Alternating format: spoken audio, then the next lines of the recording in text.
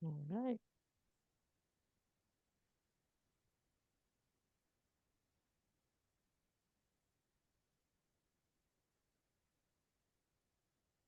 Okay, welcome everybody.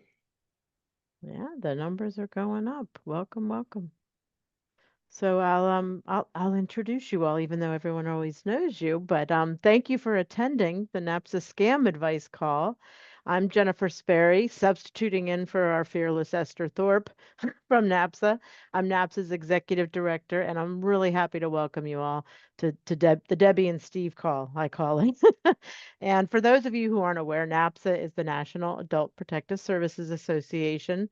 We are a nonprofit organization here to provide training, advocacy, and networking opportunities for adult protective services and allied professionals, victims of abuse, anyone who's interested in preventing and raising the awareness of elder and adult abuse. Our website is napsa-now.org, and you can find all kinds of information there. So we're here today for the National Monthly Scam Advice Forum, organized by Debbie Deem and Steve Baker. And Debbie Deem is a retired victim specialist for the FBI, and Steve Baker is retired from the FTC, or the Federal Trade Commission, and the Better Business Bureau. I was just looking at that the other day, Steve. So, Can't all hold a listeners, job. they do. All listeners have been muted. We do want you to ask questions and in the chat box. And today the call is recorded and it'll be posted on the NAPSA website later. So I will let Debbie and Steve take it from here, but I'll be here for logistical help, which is kind of funny. Great, Take, welcome everybody on this. Coming from in St. Louis, where it is muggy and 100 degrees and very uncomfortable. I hope it's better wherever you are and that your summer is going well. Today, we're going to talk about victims and the effect some of these frauds have on them. And we're really lucky to have Debbie with us. As Jennifer mentioned at the outset, Debbie is a retired victim system Specialist. specialist. But in addition to that, many of you may not know that Debbie spends an inordinate amount of her own time visiting and talk in person and talking to lots and lots of fraud victims, particularly chronic victims, and doesn't get any money for this and has got more experience and more empathy than I think any dozen of the rest of us combined. And so she's got lots of experience. So I really appreciate her being willing to talk to us today. Debbie, as you know, most attention about consumer fraud focuses on the amount of money victims report as lost and which goes to the crooks. But all of you know that this sum of money is only a fraction of the harm victims, scammers actually inflict on the victims. So, our plan today is to really look into first the emotional and social costs borne by fraud victims, and second, the other financial issues that result from these frauds. Um, are you think these costs are more serious than the sums of money that actually go to the scammers? And first of all, thank you, Steve, for setting this up. And I'm hoping that my talk is going to be, or my answering of these questions is going to be short, and we can open this up for discussion because I know there are many, many so-called experts and people just with so much passion in trying to deal with this issue. And let me also mention, I'm hoping for our next two sessions to deal with the issues of those chronically re-victimized. So we're going to hold off, and I did my best to try to hold off on that as a topic in talking about this today and being more general for all victims of these kinds of frauds. So I guess I wanted to preface that, but I think it always depends on that individual case. Everybody is going to be different in what their response is and what is most, um, I guess, most critical in that impact and in that recovery that they're going to go through. So for many, it might be the financial and all the after effects of that, whether it's bankruptcy, whether it's lowered credit scores, identity theft. You know, uh, I've got 4 people in my county that I'm aware of now that have been or are currently unhoused or homeless as a result of these frauds. And I don't think people maybe our statistics are keeping track of those kinds of things to know about those kind of numbers. For others, it is the emotional or even the family relationships or other relationships that are become estranged as a result of this. On the emotional, I think the issue of suicide is certainly one that we don't bring up enough. We're seeing it more and more, I think, talked in terms of sextortion crimes, especially with young men now. But when I was with the FBI, we were seeing a lot of this kind of thing, especially with younger women, younger girls in their teens. Um, but I also was seeing it in financial fraud cases from the late 90s. I had one, and I remember this was my San Francisco US Attorney days, so that would have been the mid 1990s. I talked to a fraud detective once from the San Francisco Police Department, and he said if you scratch any old time fraud detective, every one of them will have one or two or three suicide stories to tell you about. And this would have been, fraud just within our country. So I think, that is a huge issue.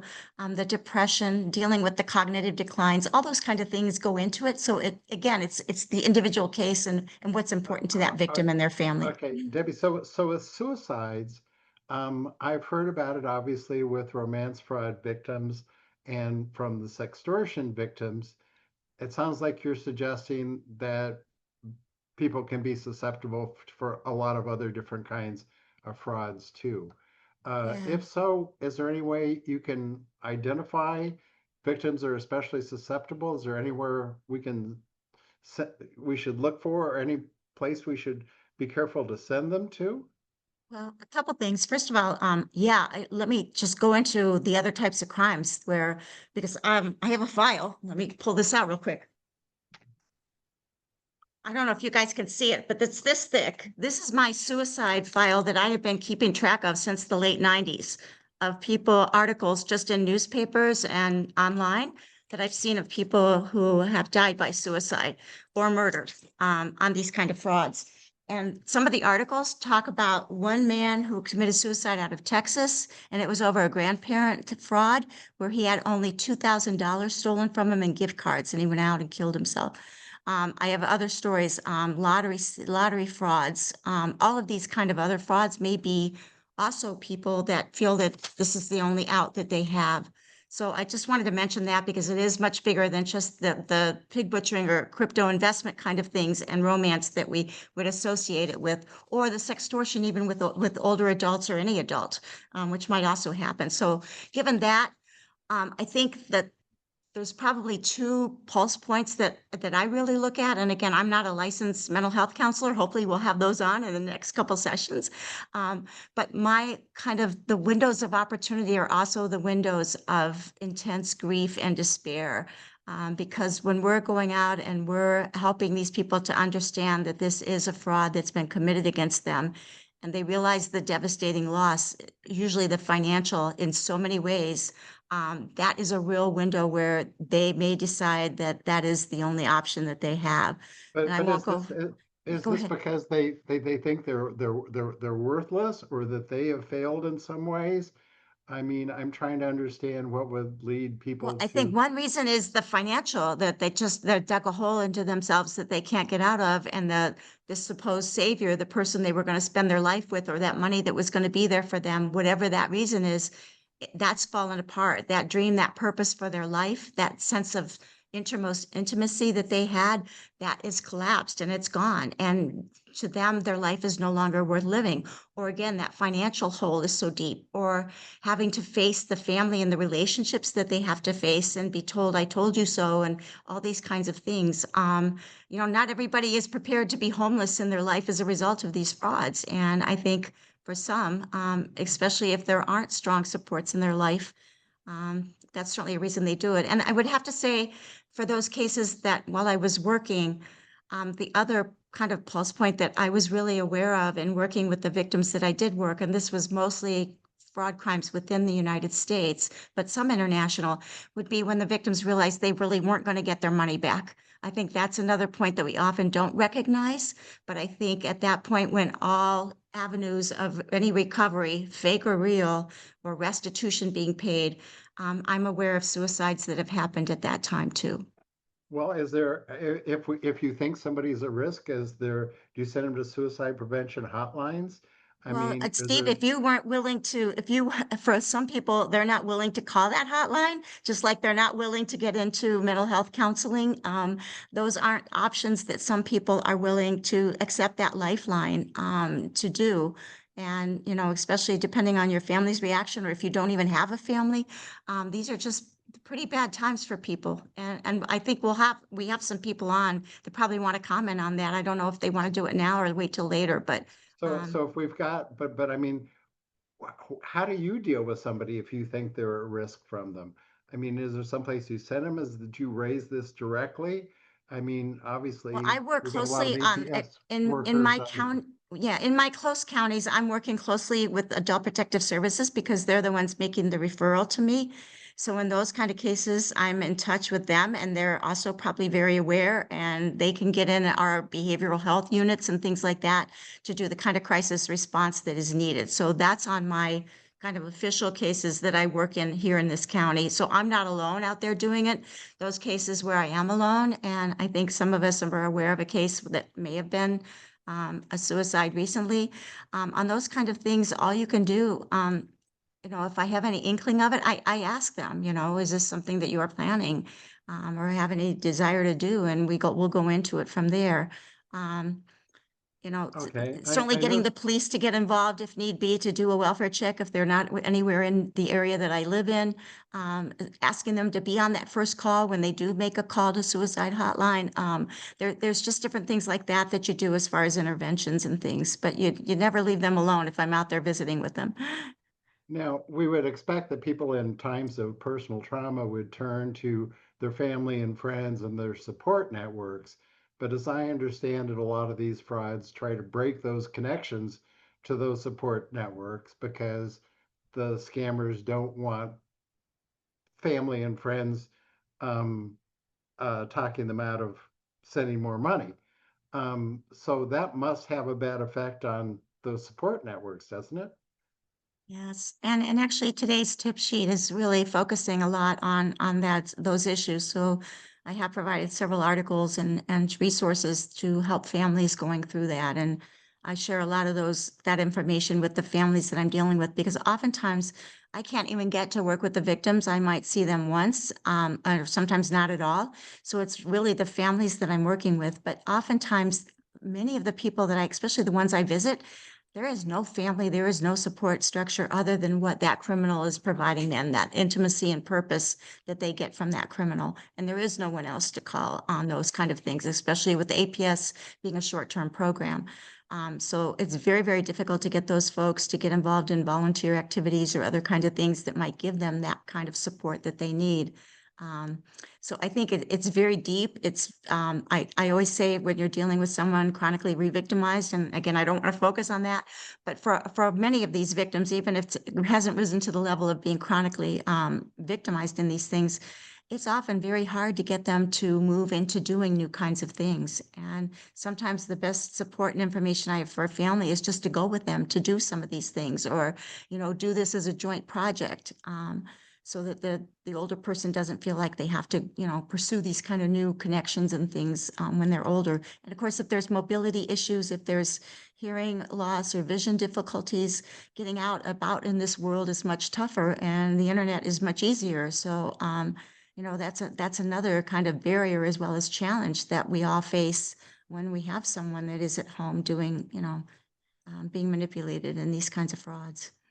Well, what about family members? Because even it's got to be somewhat traumatic for a family member if you see somebody you love who's you think is a fraud victim or has lost basically all the money. I talked one time to a RCMP uh, uh, member in Canada whose father had sent off, the entire life savings, what this guy had expected to be his inheritance, and that must create large amounts of resentment, um, difficulties.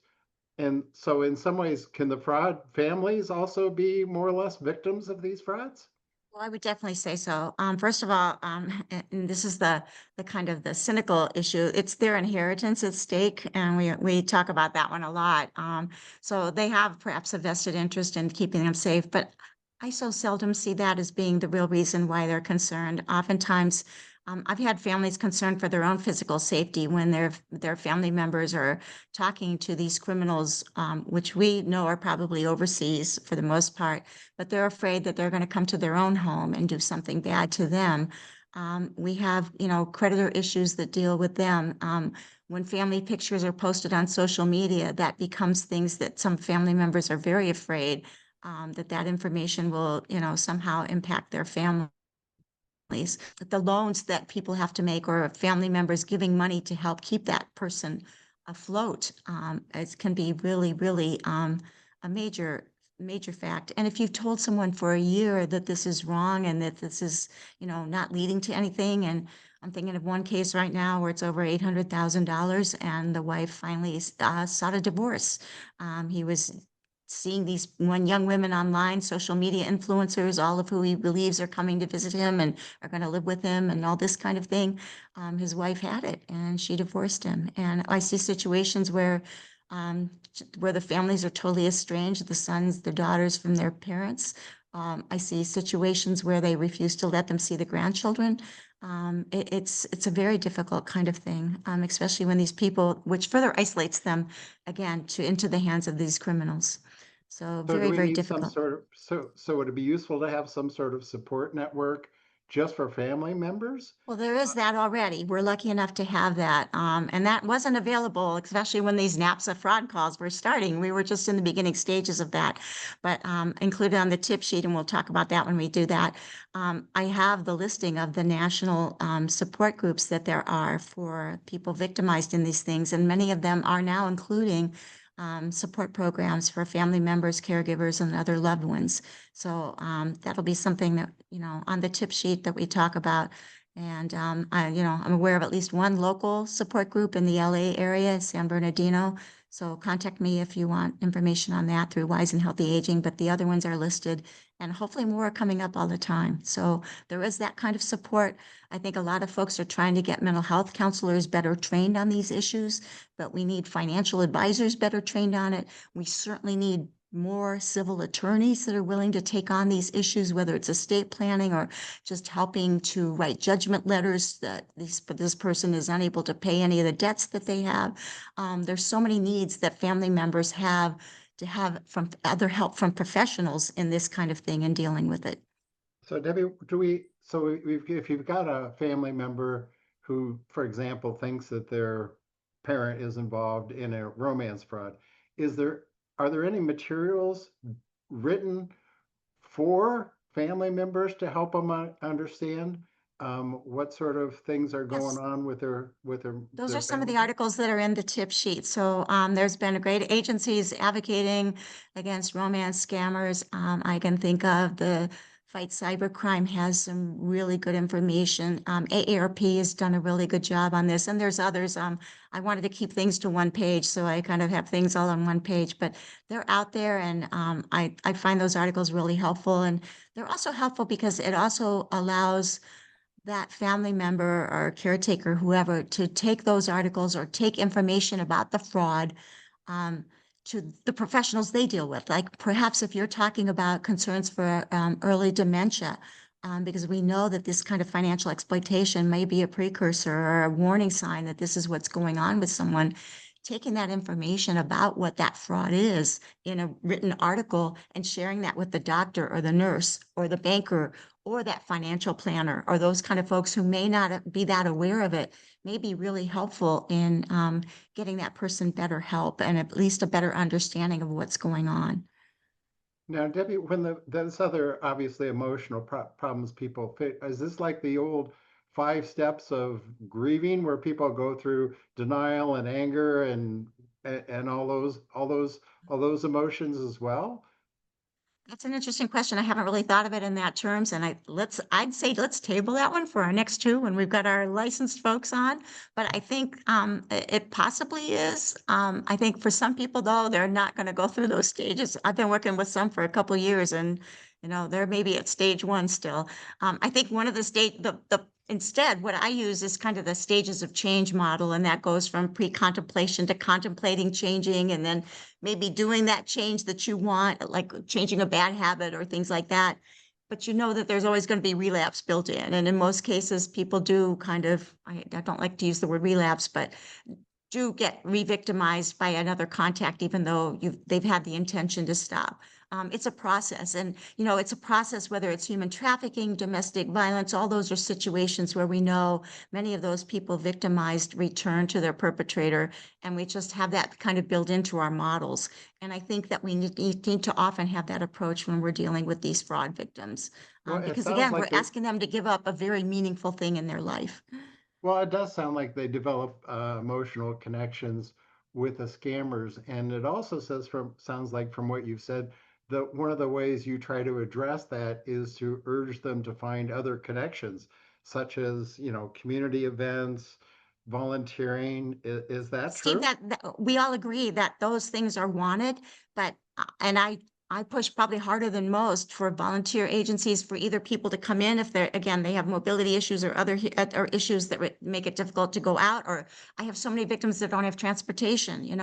That makes it very difficult. If the dialer rides and everything costs money, how do you get out there? Plus, going out on their own can be a difficult thing for them unless they have someone to go out with them. But for many, it's much easier to sit and have the most intimate relationship that you've had maybe in your life or maybe in many, many years. And we're asking people to give that up. And when I talk about intimacy, I don't always mean a sexual intimacy or even a romantic one. It's just, I've heard the word connection used. I prefer intimacy because I think, and the victims that have that, the self-awareness to at least talk about it, whether it's cognitive decline, whether it's mental illness, whether it's depression, whether it's loneliness, boredom, all those kind of things that we kind of factor in as being someone can be a target, even though we say everyone can be a victim, but here's people that have these issues. To me, it comes down to that intimacy issue of however that victim defines it, because that's a relationship, even if it's not sexual or overtly romantic, it's one that is so important to them. Our criminals are texting into them and talking to them sometimes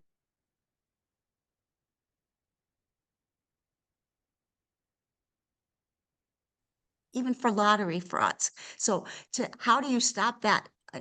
Finding what to replace or substitute that kind of a relationship, that kind of an intense relationship is really the toughest battle for folks like myself, Adult Protective Services, or families, bankers, whoever else is dealing with these folks. It's very, very difficult. Let me share one thing because I think it was very interesting. There's a man I've been seeing for quite some time, an Adult Protective Services referral in another county. And finally his son is not finally, but his son is involved and they have a very extensive power of attorney. I'm kind of amazed at how broad it is. But in this situation, he's got IT experience, and he just said to me recently, he said, I think the only thing that will help my dad is if I create a bot, and in that bot, it's going to be different young women, all under 30 in bikinis, social influencer, maybe, AI created pictures, so he doesn't get in trouble that way. But they're all going to be having these bot conversations with him, chat bot conversations with him. He's going to be able, when they have a hard luck story, he's going to be able to do his thing, which is the other part of this we don't realize is what the victims think they're getting out of it. They're helping someone. Um, that ability to help someone can be so strong for people that they think they're really helping that criminal. So in the bot, it's going to be this is oh, I'm having this hardship. I need this for my daughter or whatever it is.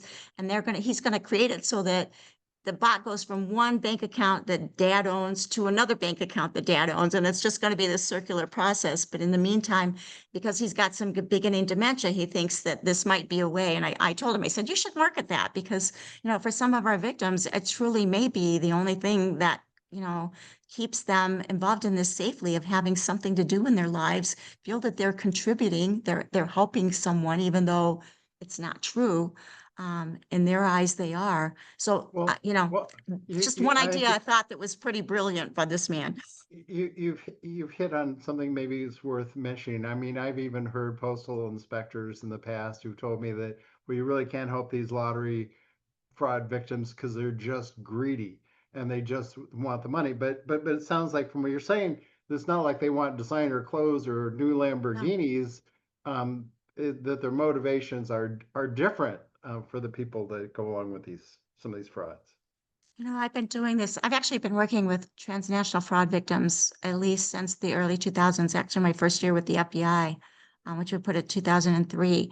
And I don't think I can think of a single case where, I'm sorry about my dog, a single case where greed has been a major factor. These are all people that want to have that money for a nonprofit that they want to build to help people or to help in civil rights issues, or they want it for their grandson's school education, or they wanted to help a nephew's back surgery, or they wanted to replace a ceiling that's down. They all have really good reasons for wanting to help if they do get that money, but also they want someone to grow old with. And many times, if it's a romance related fraud, they want someone to grow old with, someone to, wake up with in the morning, and a reason to get up in the morning, which is what these criminals are providing, in addition to the fact that these people believe that they're helping someone.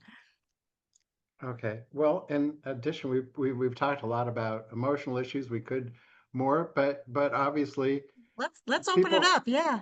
Well, but people also face financial issues. I think you referred to some people who've lost their homes, who borrow money. I've even talked to a woman not long ago who'd actually embezzled money from her employer because she was sure she could pay it back. And I don't know, what in the world do you do with those people who have like taken home equity loans and don't have anywhere to live now?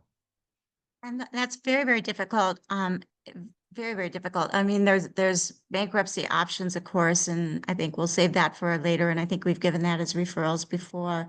Identity theft is a huge one, freezing their credit and getting credit reports. But the tech issues, making sure their computers are clean, and ways to use the computer more safely and two-factor and your antiviruses, all those kind of things that we know kind of to do on this. The homeless issues are very extensive because there aren't enough shelters sometimes to cover these people. And so that creates an issue as well, especially if the person is still involved in these frauds. I've had issues also where our names are put into check systems, which is a thing where they aren't able to easily open a bank account in the future. And I think that's for a 5 or 6 year period of time. Imagine being in a world where you just can't access that kind of feature to have a credit card or write a check, and how difficult that is on families. Yet that's a very major impact on this. Situations again where people have borrowed money and then you're unable to pay it. So that further isolates your world. And I want to mention one more because this is a financial one that I don't think people realize much.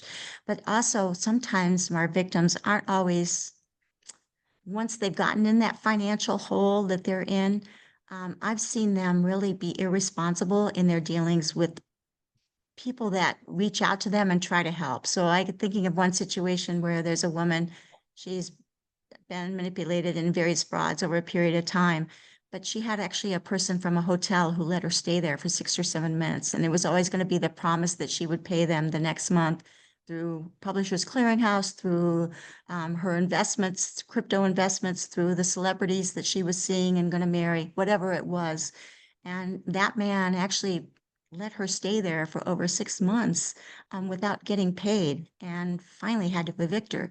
Similarly, a storage facility that she had many of her things in, they let her stay there for an extra 2 or 3 months. I helped her clear all her stuff out of there, and I stored about 6 boxes worth of family photos because I couldn't see putting that in a dumpster. And we took a lot to Goodwill. But she was not able to pay those debts to her. I'm aware of people that have borrowed money and they're unable to pay them. So the ripple effect of this extends far beyond the families. It extends on to these other agency kinds of things where people might have extended a helping hand and also been caught up in this horrible spider web of transnational fraud. So in banks, they must run across this.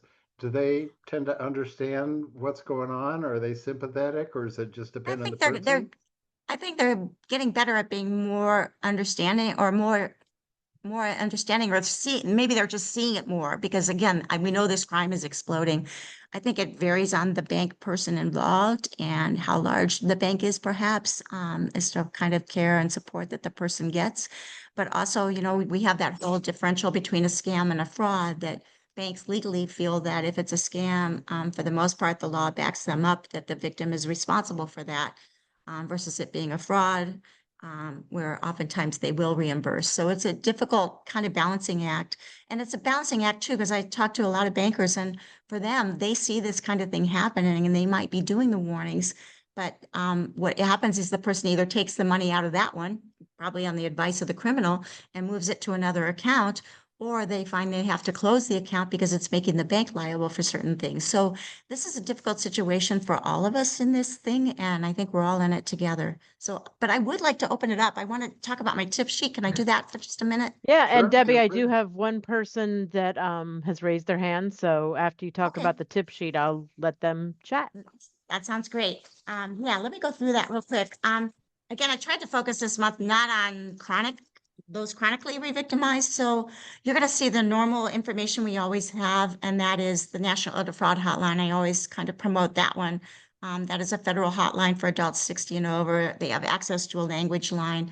What I like about reporting there versus some of the other things, and you can talk to people there too, it is actually a place that the results of that, of what they do, ends up in Congress. So I think that's an important way to get the word out on how serious these frauds are and the kind of issues that they deal with in their advocacy. So that's listed. They also will help and assist people in filing IC3 and FTC complaints and any other kinds of things. They make reports to APS and do whatever. I then always list the reporting fraud to local police, APS, and the agencies below, and I won't go into those because we talk about them monthly.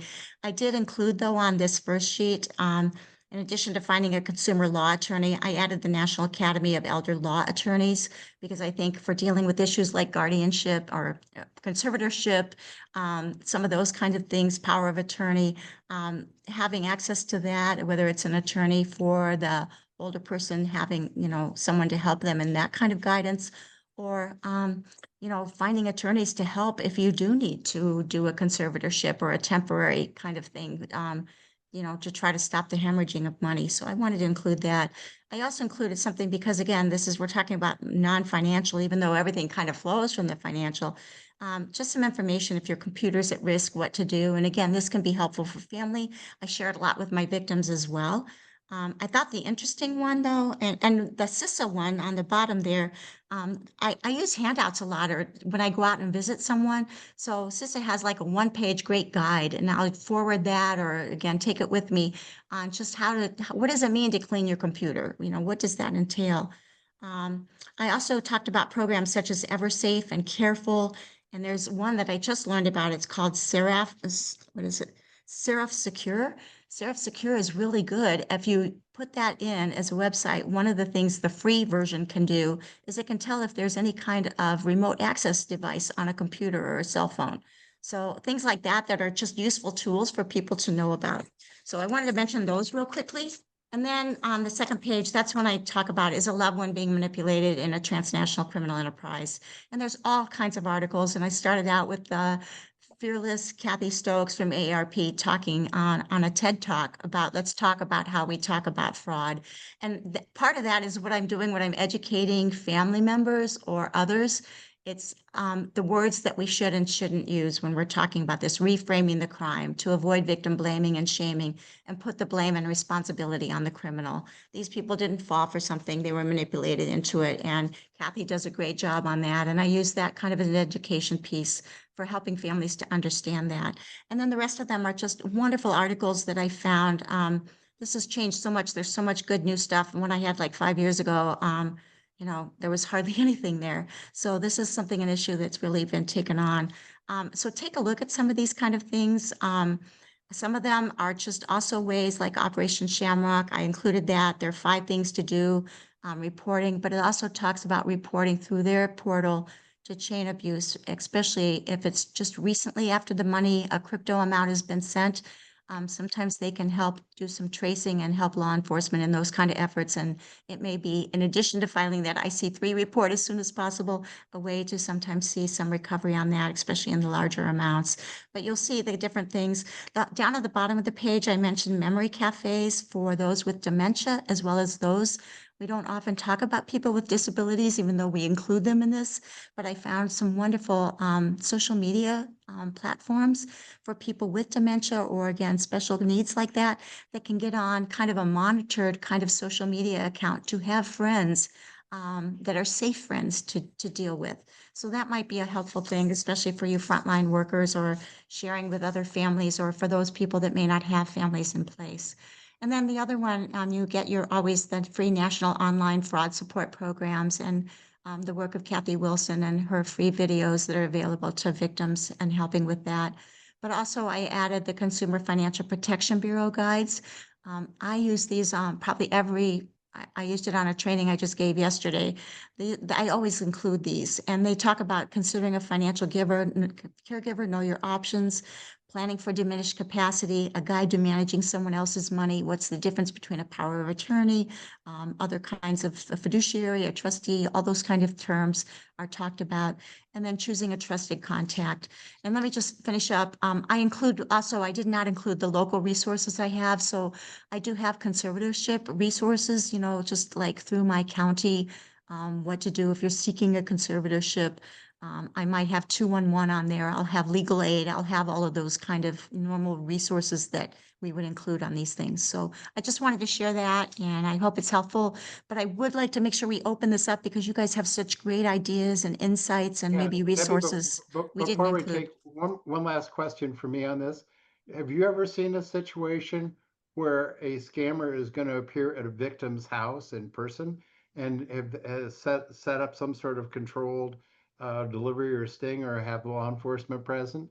I mean, because it sounds like a lot of the people we're hearing from really could have that be happening now, and we need to get the police involved. And I'm curious Yeah. whether you've been involved in. Sure, Stephen. And what those are, well, those are career scam frauds. And we actually talked about that in an earlier NAPSA meeting, I think last summer, was it? Or whatever. But yeah, of course, the couriers, and they're actually that we believe they're being hired by some of these transnational fraud crime enterprises that may be overseas or maybe in other parts of the United States.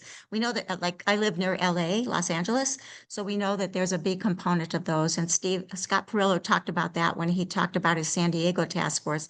So I think it is an opening, and we're seeing that in my county certainly, where when we know that their courier is involved, those are the kind of cases that local police can act on. And oftentimes they do are there if a victim has reported or can be encouraged to report. They are there for that second or third pickup that oftentimes these criminals will keep going on this. Picking up gold bars, picking up again the cash wrapped up in foil that has their social security number on the top of the shoebox.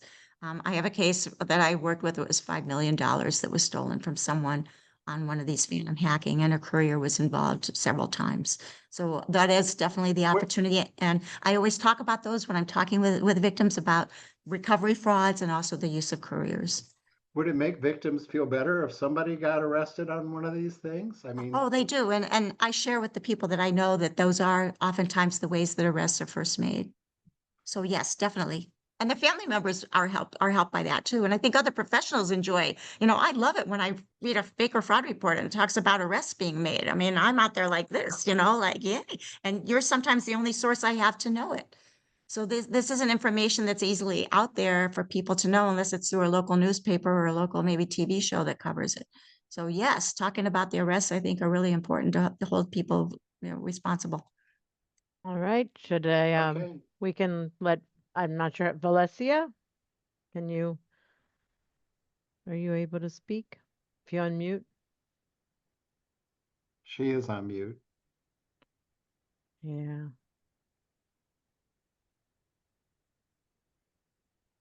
Hmm. There? Or you could put your question or comment in the chat if you can't. Yeah, just anybody have any comments? Find things similar or different? Yeah, filling the emotional void. Melania, you got it right. That's why I talk about it as I got terms a of comment intimacy. says, I don't think we can unmute ourselves. Well, if I invited her to be able to Jennifer, can speak. you unmute everybody? I'm Just not let's sure try if I opening it up. can do that all at once. Let me look.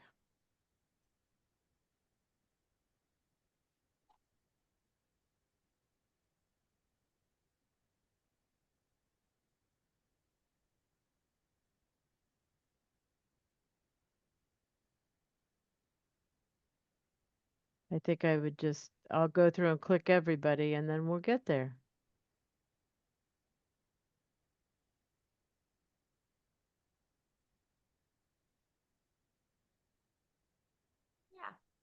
Yeah, the Bank Safe program on dementia, their dementia hub is really good, but I thought that was more for bankers rather than family members. But again, a lot of this stuff, victims, there's one, this is one of my favorite new handouts actually that I'm using, and I shared that.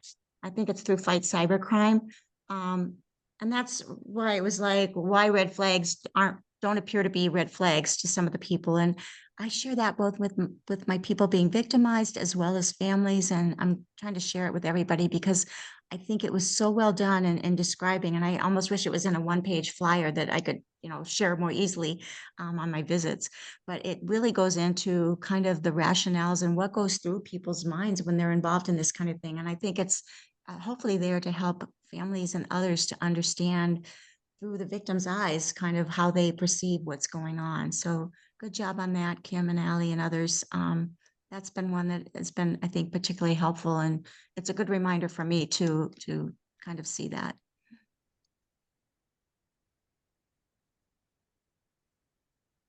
And I had somebody who was interested in my newsletter.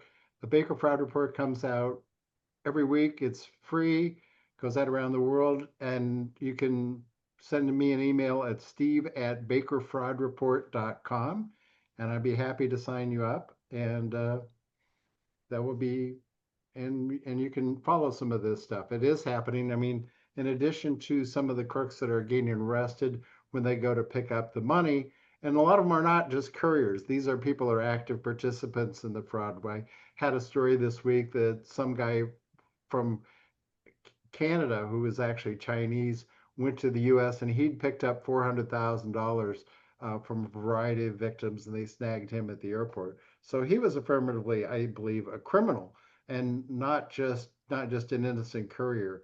That that's so that would be uh, so that's. I'm sorry. I'm getting trying to do too many things at once. But so it does happen. So it's really great if they can be arrested. Yeah. I saw that Sue Weaver mentioned, Sue, thank you for sharing the story about your father. And that she brought up a really useful tip, I think, for probably APS and others working with this. Sometimes, in lieu of anything else, a couple things.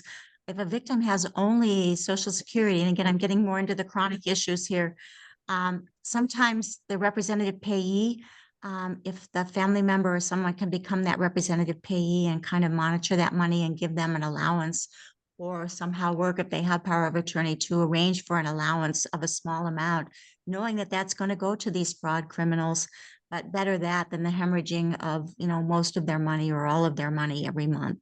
Because this is a crime that keeps taking. For most of my people on very limited Social Security, usually around $1,000 a month, and maybe they're living in subsidized housing.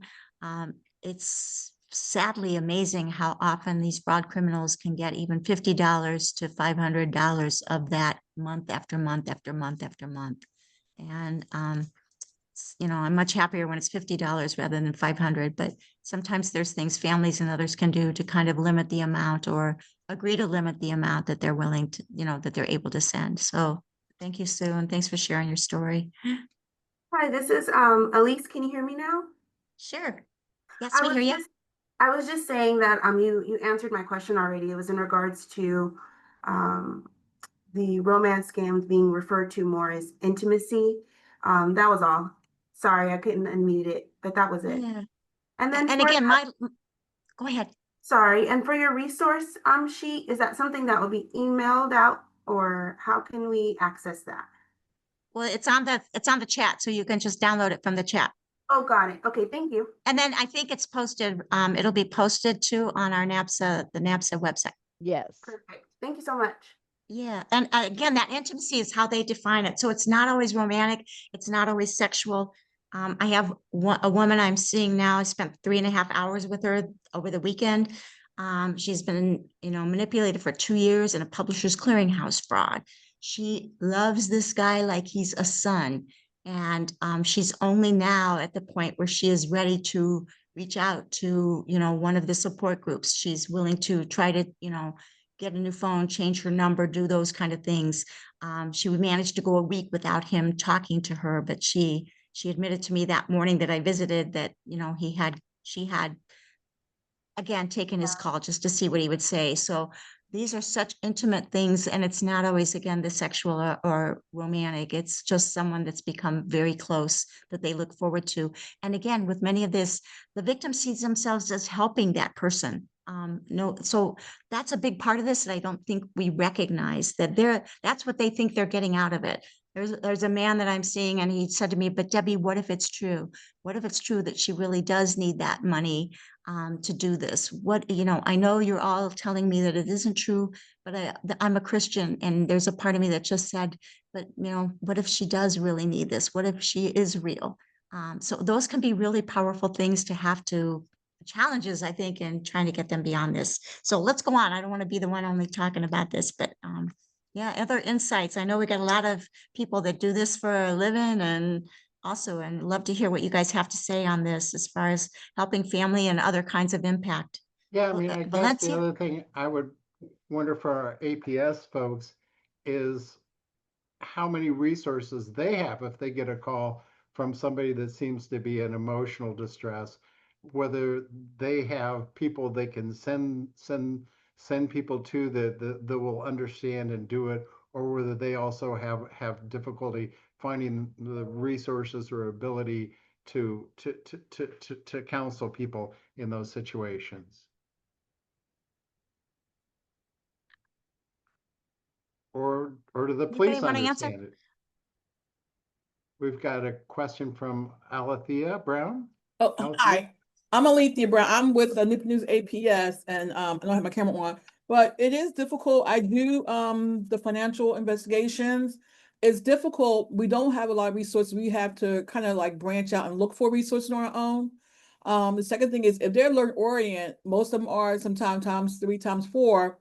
They choose to make these decisions, and we try to coach them and help them. But a lot of times they believe the perpetrator first of all when they would take advice from us. So I get repeats a lot because they have bonded with the perpetrator. And so it's kind of hard to kind of sway them. And I have consumers who have lost a lot. And even the family members know they're involved, but again, at some point, they keep it hidden very well. And you also brought up, and that's the trauma bond that they have with that Right. person. It can be very, very strong, regardless of whether it's romance, investment, or other kinds of fraud. Yeah, and I had one lady, she thought it was her son, and he was in another country. And I tried to tell her, but of course she didn't listen. I went over to her home, I helped her cancel accounts and everything. And what happened again? She established reconnection again. And she's at a point now where she's losing, where she lives. She would not stop. Her children are involved, but again, she would do things behind the children's back as well. Sad situation. Yeah, but again, once they have that bond, it's hard to break that bond. Hard. Okay, we got a question from Michael McLean. Oh, hi everyone. This is Michael McLean from Arizona, APS here. I just found during my time investigating these types of allegations and maltreatments of exploitation of resources is that the perpetrator has created a bond, and we show up and we're trying to convince them in a short period of time that we're making contact with them. So I think we probably have to invest a little bit more time in terms of building that rapport in a more faster way, in terms of like, hey, you've not seen this person and you're somewhat connected.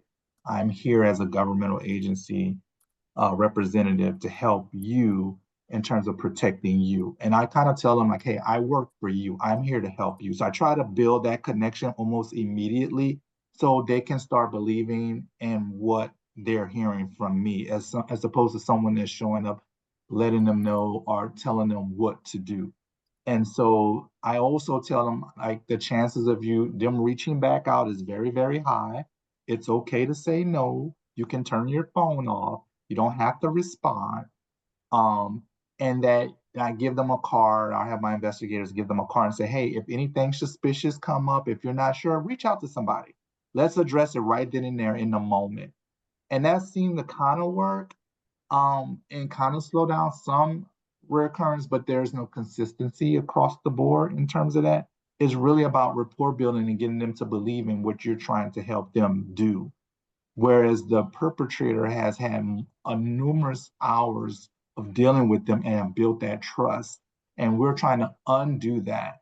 And so I find that companionship is what they're looking for, especially if there's a deceased spouse or isolation, and they're just looking for that communal and somebody to talk to and just vent to or grieve in terms of what they're going through. And if we can provide resources like maybe a neighbor, a friend, or a senior center, or get voluntary agencies involved where they can use them as a means to, you know, communicate with. I think that's a way to do it in terms of hopefully stopping that reoccurrence and that bleeding that happens with the exploitation of their income.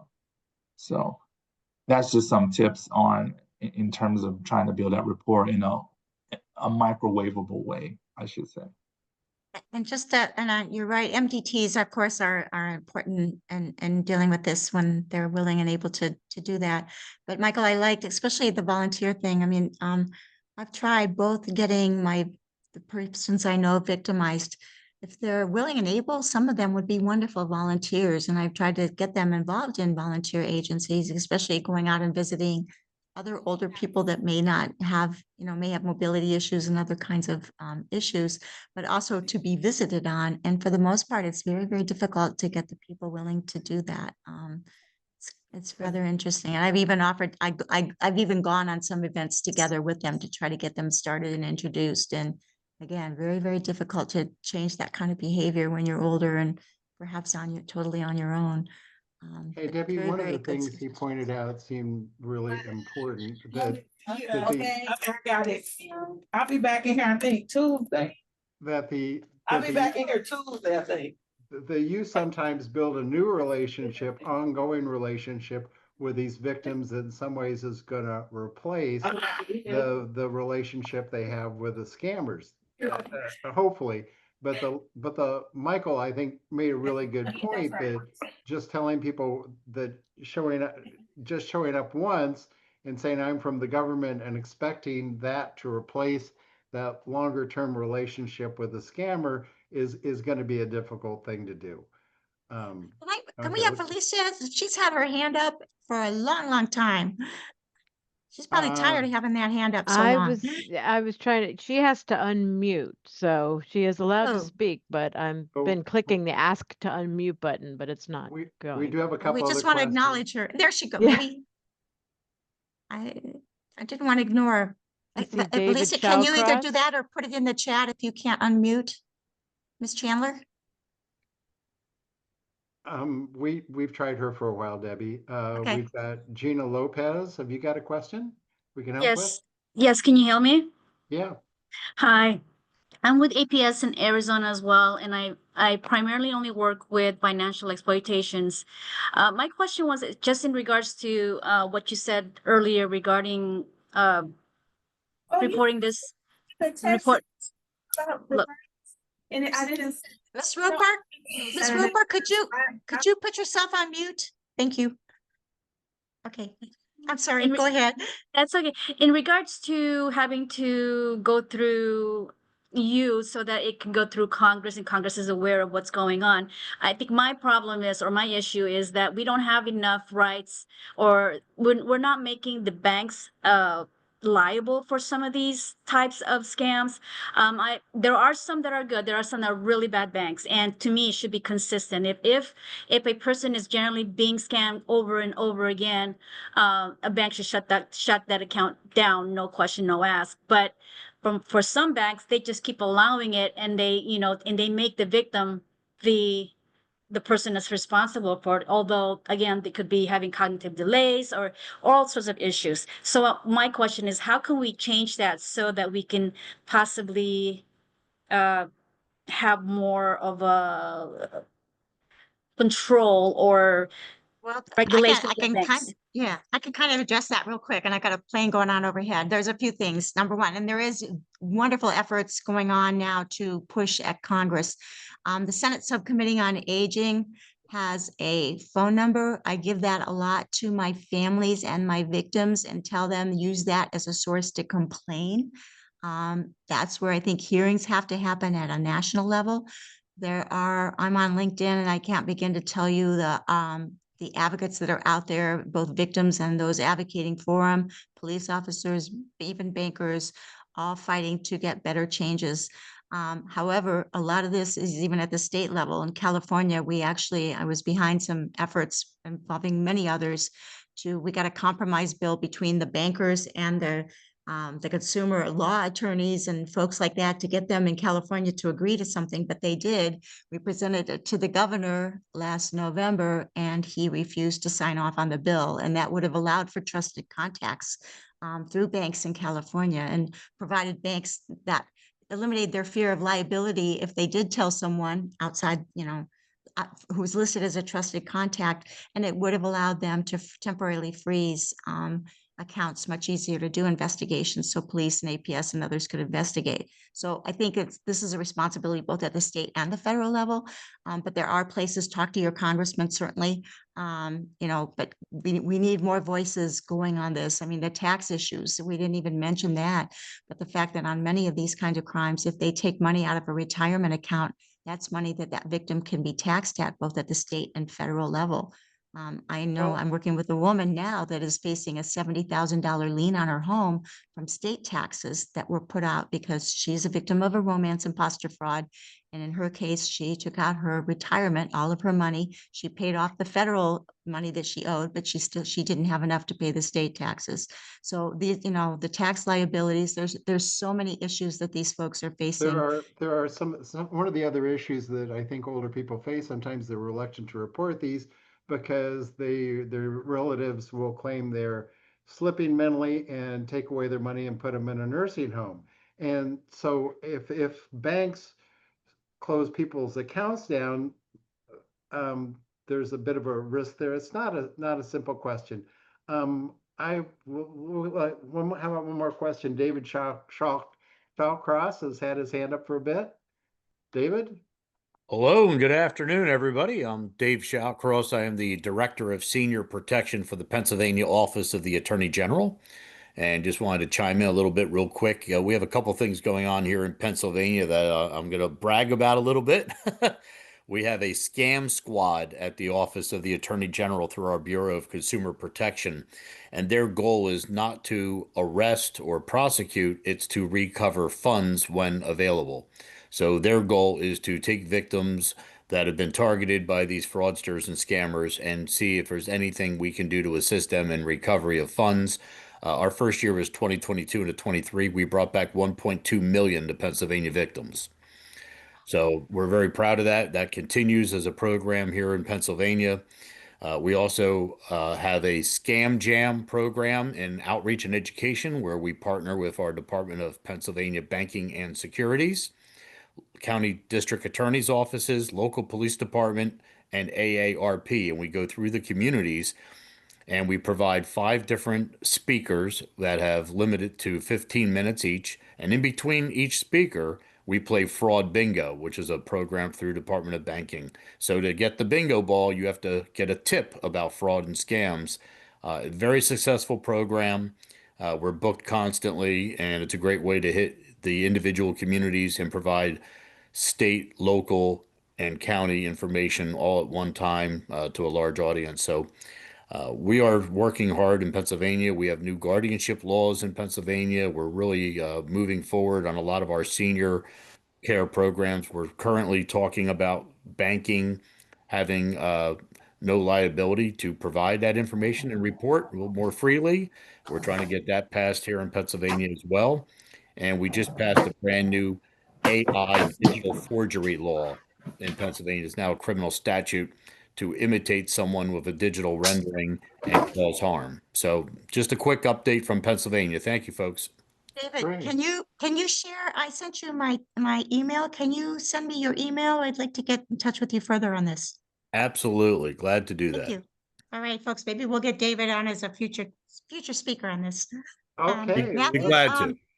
Yeah. Matthew, I saw you had a question. Why don't we save that? Because I think that will fit. And Matthew had a question. Any examples of what to say to the victim that helps break the bond created in a romance scam? Stay with us because I think in the next 2 sessions where we focus on those chronically re-victimized, that's one we'll address there. So Matthew, hopefully we can get to that question then. Okay, thank you. This has been, Debbie, this has been wonderful. It's true stories, real stuff, and real practical advice, I think, for everybody involved on this. And there's been a huge amount of interest, and I hope it's been helpful. And we will continue on with a call next month. Thank you all so much. Thank you, guys.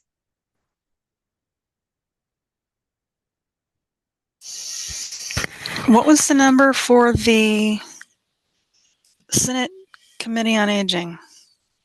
The number, let's see, I got that. Hang on. I can include that. Senate Subcommittee on Aging. You can actually just pull that up and it should get you a website. It's 1-855-303